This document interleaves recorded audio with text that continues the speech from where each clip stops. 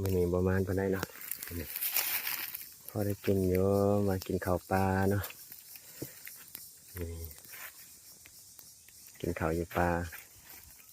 แรงนึงเขาเลยเดี๋ยวจะไปลุยเนาะเอาไปทำนะ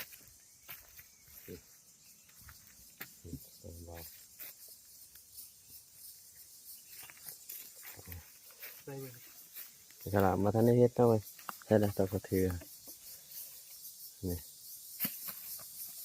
บรรยากาศอยู่แคมป์น้ำเนี่ยน้ำยามนี้ก็อึดเนาะเพราะว่ามันตกยามแรงนะตกแรงเลยเนาะน้ำไม่ทำไหมเนาะมันก็สิโตงกินอยู่ในน้ำได้ก็มันหายากในน้ำยามนี้เนาะยามแรงเนาะอันนี้อยู่ทางลังผู้เด้อ